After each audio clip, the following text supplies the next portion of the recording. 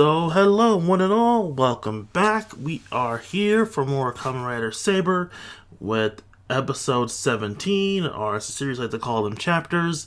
Episode 17, The Ancient Messenger of Ether Light or Shadow.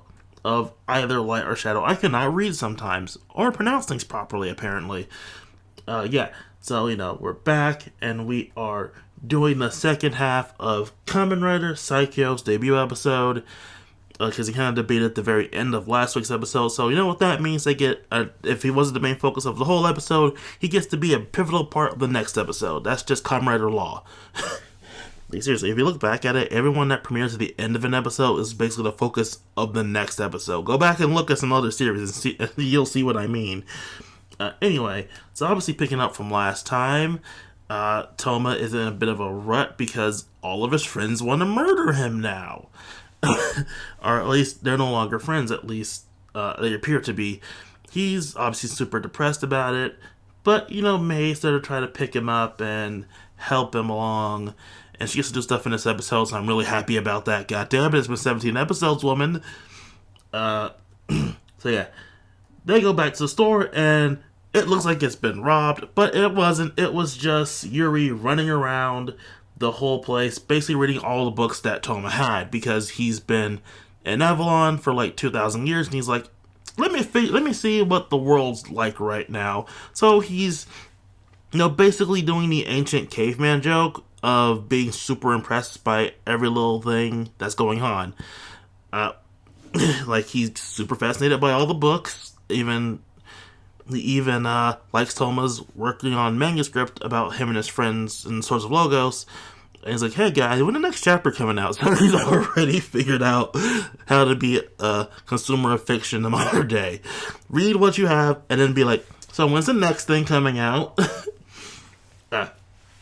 So yeah, that's kind of funny, and obviously that makes Toma sad because he doesn't have his friends anymore. So he's like, I wrote this. When he could tell, he's like, I wrote this because we're friends. Now we're not friends. I don't know how to continue this. Then that's going to be a bit of a thing going forward. Anyway, Yuri is fascinated by the modern world and wants to go out, as he, again, has been locked in Avalon for quite a long time. So, they go out. There's a pretty funny thing, because Yuri can quick change his clothes by looking at people, so he does that to get more modern-day fashion, and they give him a tapioca tea. I think that's what it is. It's like boba tea, but it's tapioca. I've never had boba tea, so I wouldn't know. Anyway,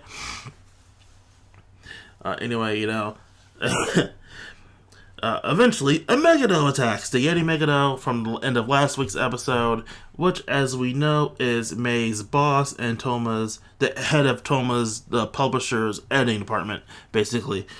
She has been forced to be a Megido by Legiel, who says it's his plan now.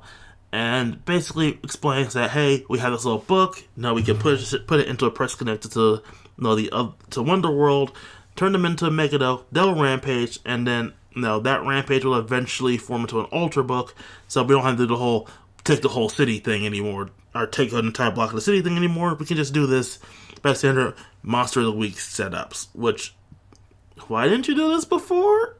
I mean, I guess the whole taking the city thing was a bit more impressive, but it seems like you could have gotten your jobs done a lot faster if you just went with this, especially if you just made a whole bunch of them at once, especially considering that you keep mentioning in the episode how many people are connected to Wonderworld. like you guys could easily have your plans done right now, especially because Toma's the only one left in the city. Oh yeah, I didn't mention it, but the other Swords of Logos are basically sitting around their base trying to figure out what the fuck to do.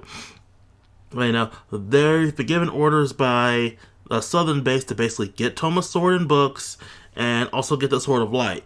And, well, they're conflicted. They obviously don't want to fight Toma, except for Kento, who's, I didn't mean to say Kento, Ren. Ren is super aggro because, he's still upset that Kento's dead, and he doesn't want to believe Toma because the words that Toma said came from Daichi, and he still hates the fuck out of Daichi for killing Kento, which is understandable. Also, Red was never even that close to Toma, so it makes sense that he would be the one to argue the fuck Toma line. Buster, Rio and Tetsuo are still kind of up in the air about it. They kind of want to believe in Toma, but at the same time they have their orders, and they both agree that if Sophia were here, things would be going a lot better, or there wouldn't be this kind of dark drawer mood. Also, they're in a very dark drawer location. I don't know if this is southern base or not. It might be. It doesn't have the table in the middle that northern base does. And obviously speaking, Rentaro is super depressed because, he was the closest to Toma outside of Kento, who's dead, and as well as him and Mei's thing, which might be romance, potentially, don't know. But he's super sad about that too. So they're basically sitting around in super depressionville because they're not with their friend and Kento's dead. Anyway, Toma's dealing with the Yeti Megido and actually doing his goddamn job. Okay, I'm done with that joke.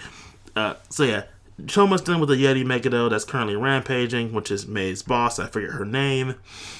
And first fight, he beats it and discovers, there's a person here, before Legiel comes back, shoves the book back inside of her, and explains what just happened. So basically what I just explained. And basically sends her off to cause more rampaging. Toma debates with Yuri what to do about this, because Yuri has apparently experienced this before, 2,000 years ago, because he explains there was a forbidden technology that could turn people into Megido, which would mean that he's experienced this craziness before, and or this has happened before, which would leave some interesting implications for at least our head Megido. Were they originally humans who got turned into Megido, or what? Like, what are the origins of Megido? We'll probably never get that answer, or we'll probably get it towards the end of the series. Anyway, Yuri basically says we have to kill her to save her, but Toma doesn't want to do that. He wants to save her without killing her. So basically, save her life and not kill her, but Yuri's like, we have to kill her. Anyway, this leads to Toma using Draconic Knight. Finally, after 2 whole episodes not using it, he doesn't even use it in the first fight against the Yeti Megido. He just uses his Wonder Rat combo, which, hang on, you could beat it with the Wonder Rat combo, and you're using Draconic Knight to save her without killing her. Wouldn't this have the opposite effect, Toma? Anyway, he fights the Yeti Megido. It basically freezes the whole area so he can't move, and then somehow Yuri's light can melt ice, which that really shouldn't be doing that because there's no heat from the light itself, but we're just going to leave the semantics and physics behind and let the dude that turns into a sword do what sword do. Also, this is where we get the debut of the shadow. Basically, Yuri can use his own shadow as a kind of rider form and summon it up, and I hear a lot of people debating the effect of the shadow thing. It's okay. Again, Toku CGI has never been at the forefront of making things look realistic. It always looks uncanny, and because it's a shadow that's being forced from a 2D plane to a 3D plane, I could honestly hear the argument that the shadow's uncanniness to the whole thing would be intentional.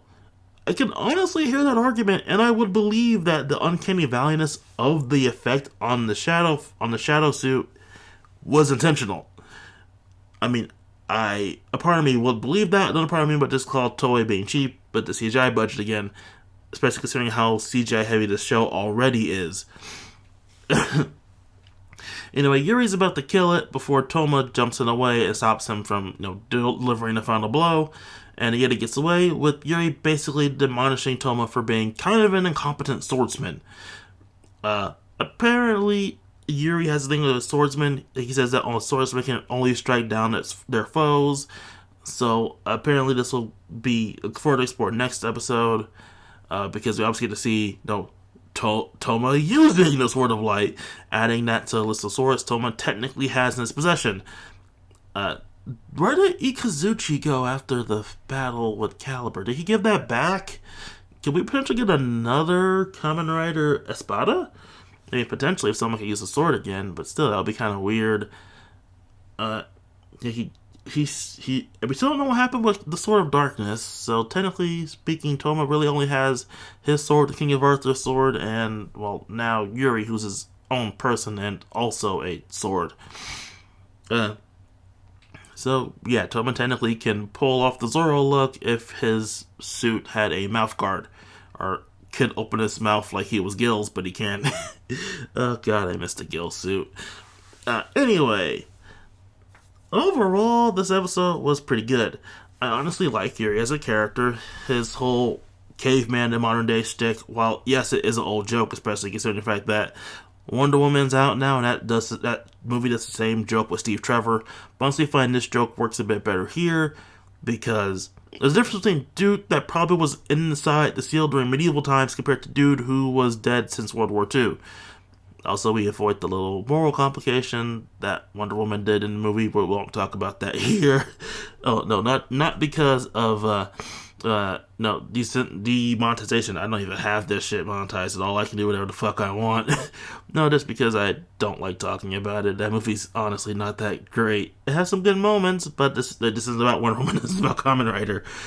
Although technically speaking, would that count as Toku? We're gonna leave that assessment aside for now. Yeah. Again, overall, I do like the episode.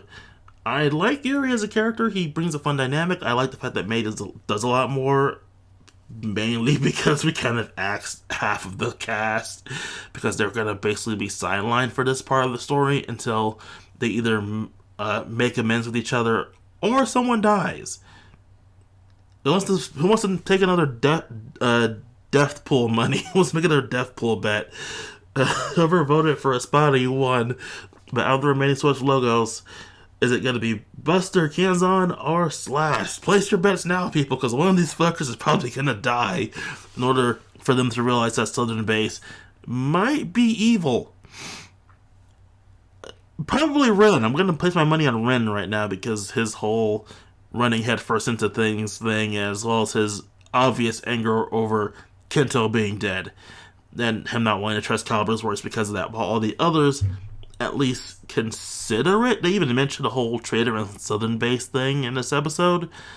But obviously Ren's not falling for it or doesn't want to believe it because, it came from Calibur. So he isn't really suspicious of Southern Base. So he might be the one to die. At least I'm placing my money that he might die. And then, his death will cause the others to realize that Southern Base is evil. Or at least that Raika is evil, and move on from there. But that's just semantics. That's just potential plot lines that I kind of want to happen because at this point, Ren's character joke is that he's sad that Kento's dead, which isn't really a character joke, but that's basically his defining character trait right now, and that's kind of annoying. Anyway. That's it for this episode. Again, fine episode, fine moment, got some decent action here. Yuri makes a good addition to the cast. I honestly feel this show works better without most of the social logos running around, and I think I figured out, I think I figured out my problem with the show. It works a lot better without a lot of the characters on screen at once. Like, if we just focus on the small sets of characters, then it works a lot better. Like, instead of having all of them in the same room, just have 3 of them in the room at a time.